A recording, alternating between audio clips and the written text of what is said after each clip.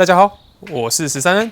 在600级距防赛里面呢，就是有些车偏偏跟别人不一样，别人都是599cc 的4缸车，而前面这两台就是要加大 cc 数，有一台还少1缸。是的，左边这一台呢是 Kawasaki ZX6R 636，而右边这台呢是 Triumph 的 Daytona 675R。刚好两台都是当时在2013年推出的车款，也因为两台马力很接近，又超过599cc， 所以自然而然会被拿来比较。今天我们就来比较一下，到底这两台异类哪一台比较好骑，也比较一下哪一台是比较适合像我这一种有时候可能上下班会骑，周末出游，然后久久去一次菜道体验的玩家。好，我们迅速比较一下规格。不过这要注意哦，如果你要看车啊，规格参考就好。骑车是一个很直接的感受，真的要实际跨上车，你才会知道自己喜不喜欢。所以虽然轮下马力两台都是112、113匹左右，但是调性就蛮不同的。最大扭力部分呢，其实也蛮接近的，不过 Daytona 3缸扭力在低转时明显大很多。骑姿部分，虽然你看座椅高度差不多，但是因为 Daytona 手把设置比较低，所以整体比较战斗。至于悬吊和刹车部分，拿 R 版的 Daytona 来比较是不太公平的，毕竟675R R 版就是配高档 Öhlins 跟 Brembo 的配置。但636标配也不会太差，前叉呢是 Showa 的 BPSFF， 刹车呢则是他们御用的 Nissin 对4卡钳。再来，636除了 ABS 版本之外，它其实还有标配2种动力输出模式和3段循迹系统，当然还有一个你可以全关闭。Daytona 呢则是完全没有这些电子配备，就只有 ABS 啊。如果有循迹系统的话，我上次可能也不会那样摔车了。那我这台 R 版的 Daytona 是配有快排。而前面这一代636是没有快排的，不过新款的2019过后的636啊，全部都有标配快排。从美国售价来看呢，其实这两台的价钱在当时没有差那么多，你可能以为 Triumph Daytona 会贵特别多，但在2013年的时候啊，它只是比这台 ABS 版本的636贵800多块钱美金而已。不过啊，如果你现在想买636的话，哇，那更便宜了，其实1万块美金以内就有找。好啦。如果你常看我的影片，那你对我 Daytona 应该已经蛮熟悉的了，反而对636比较陌生。那我们先去试骑一下这台636，Let's go。好，先跨上去。那上次第一次骑到这台车影片呢，最后是拿去给店家，然后做一个ABS brake， 就是整个 flush 掉，然后换新的刹车油。因为之前车主在换的时候，就是可能有气泡还是怎么样，所以就直接拿去给店家用。那在店家的时候也做了一个基本的悬吊调整。好，启动。那这台是原厂管，所以声音是蛮小声的。好，那首先这台是我朋友的新的赛道车，那所以之后这台车就会完全赛道化了。你现在看到的这些原厂壳啊，全部都会换掉。那他一直在找人，就是一起算是合资这台车子，因为他自己车子蛮多的啦，这不是他唯一一台。所以之前问我说这台是不是我的新车？我说你再等1个月过后问看，搞不好答案会不一样。那我坦白说，这一代的636啊，其实是我目前看起来我最喜欢的636啦。然后它的外形呢，其实车头最明显就是那2个大鱼眼嘛，鱼眼的造型，那加上流利的车尾，那再来是因为它的车头，你仔细看你会发现它没有那么的突出。新款的车子啊，甚至连 Daytona 它车头都有一点往前凸一点，这个比例上呢，我觉得这台其实是比较好看的。那我之前上一支影片有提到说，这一代的636大概是目前性能最好的636，就是因为新款呢其实是沿用这台车，车架、引擎、电控全部都是一样的，当然新款有加快排，那当然就是外观上完全的设计上的改变。那也因为要配合新的环保法规，所以新款的其实它的触媒比较大，车子比较重，那马力呢也降了1匹，所以我才说这台是目前性能算是最好的一台636。但就算只是外观改变，我觉得有出新车就是好事啦，表示它要继续延续下去。好，那靠上这台车的第一印象是它的油箱真的很宽大，我觉得甚至有感觉像是公升级的车子那样的宽。那因为我自己本身是骑 Daytona 因为3缸，还有像设计上这里段也比较窄一点。那双缸车如果像 Ducati 那些更不用说了，那一定是更窄更细。但这台车真的跟其他4缸车比起来啊，大了许多。那这么大油箱呢，当然也有它的好处，它就是非常好夹。我现在装上去其实就已经在夹油箱了。但是你整体看过去啊，就会觉得好像后轮变得比较小一点，就是因为它真的是蛮宽大的啦。那它车重呢是195公斤，那骑乘起来呢，其实我觉得它非常的轻盈，至少跟我之前骑那个旧款的阿鲁比起来，我觉得它看起来体积比较大，但是骑乘起来一点都不是这种感觉。那在这4缸引擎虽然是顺，但是它有一点粗犷感，我觉得可能就是卡瓦萨给车都有带一点这种味道。那震动呢，其实在低转的时候，你可以感觉到手把的震动，这一点反而3缸车 Daytona 不会。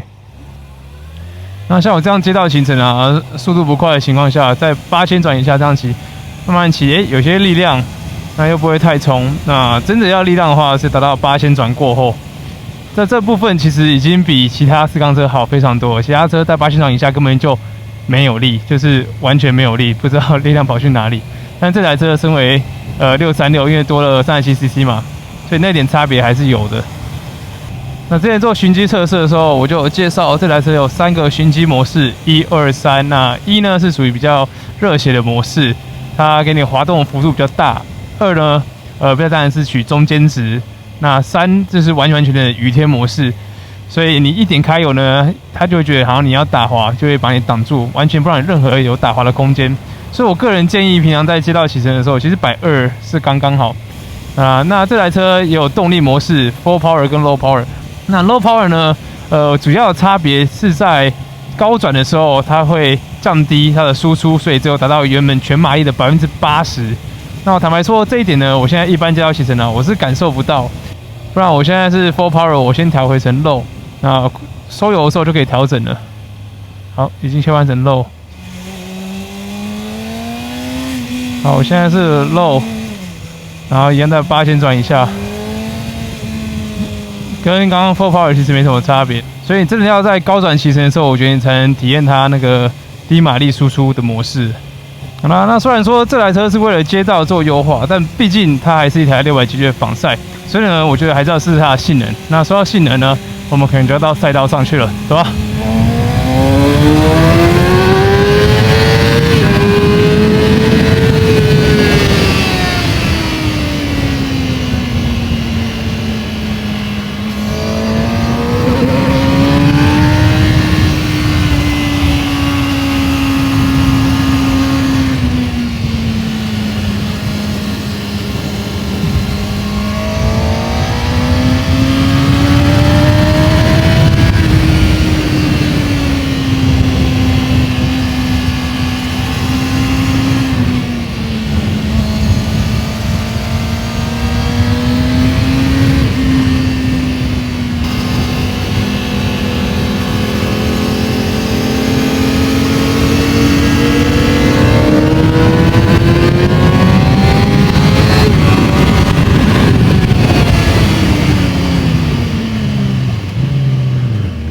我的。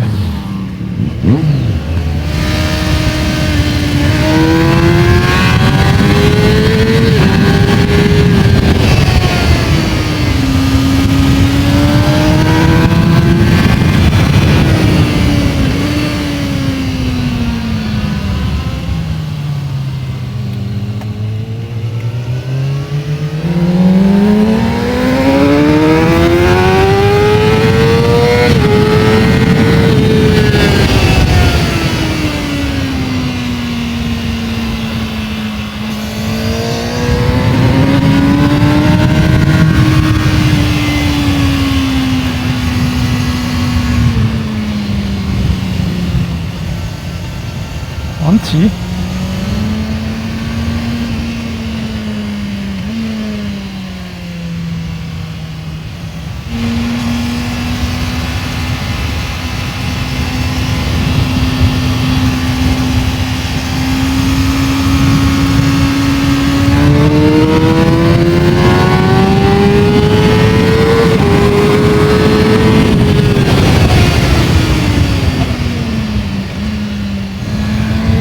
好，切换成 low power。OK，low power。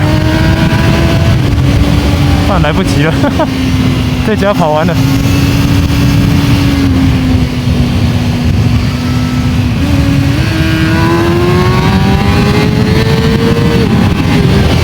哦，有感觉。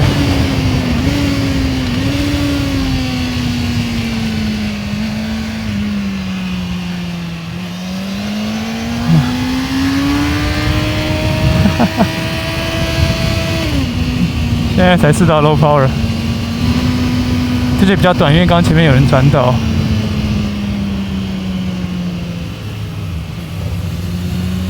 好了，我试过了 full power， 试过了 low power， 然后 traction control 1跟2都试过了。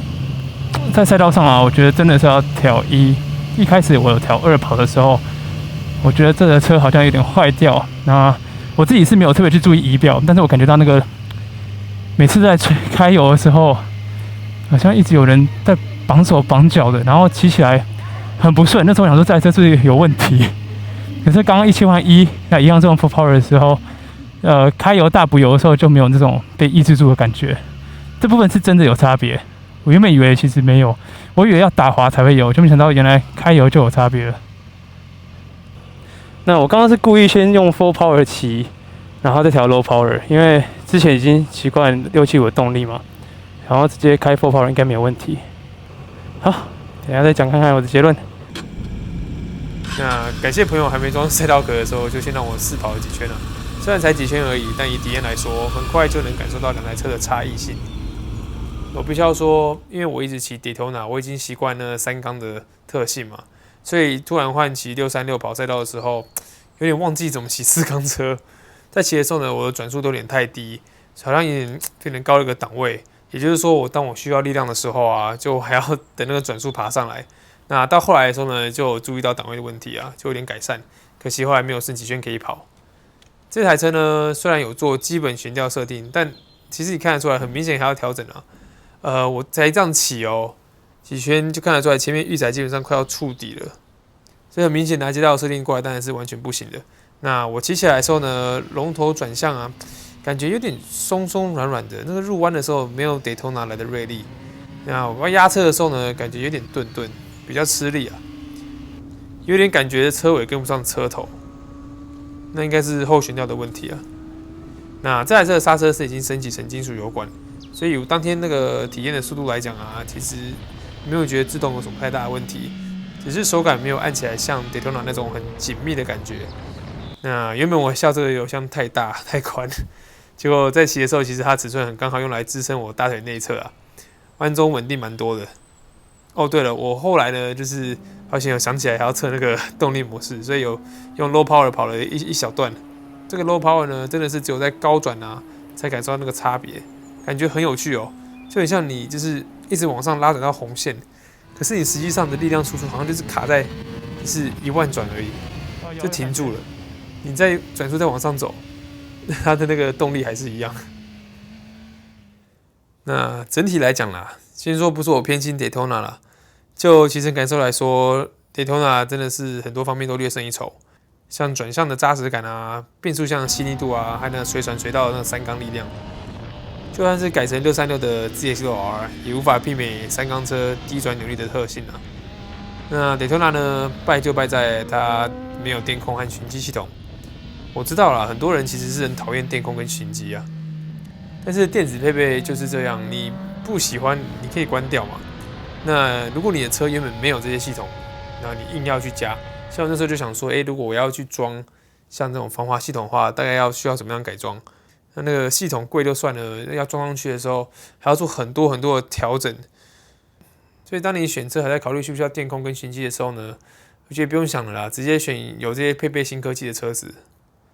那因为这次的比较啊，主要还是街道上用的摩托车，不是赛道专用，所以这台636的电子配备啊，加上它的 KIBS 啊，一定是比较吸引人啦。总而言之，我觉得 Ninja 636呢是一台可塑性非常高的车款，非常适合爱改装的玩家。尤其现在新款的美规售价便宜很多啊，而且如果要针对赛道，你的基本悬吊刹车调整甚至你去升级，其实就可以脱胎换骨。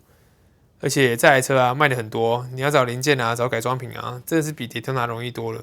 如果练车啊、转导维修什么啊，这费用一定会比 Triumph 便宜啦。那可能很多人不知道哦，636这款车啊，其实是车界的斜杠之王。什么意思？因为它除了街道啊、赛道啊，它连特技都有涉猎。你没听错，有玩特技都知道啊，历代636车款基本上是御用的特技车。你放眼看过去啊，10台玩特技的跑车里面，至少有9台都是636。最后啊，我觉得以一个性能仿赛来讲啊，Daytona 675R 呢就是个比较完整的 package。你先不用想太多什么改装或是升级，你直接买来骑就对了。但是如果你要选择新车的话呢，那一定是选636了啦，因为675R 早就停产了。你要找新款的 Daytona， 你只能去找限量版 Moto2 的 Daytona 765。不过你那台买一台应该可以买2台636了哦，所以值不值得就看个人啦。好啦，希望这次的比较呢，有多让人认识一点这2台异类车款。那这影片播出的时候呢，这台636是已经还给车主了，拜拜。不知道未来会不会还看到它。好啦，那我们下次见，谢谢大家。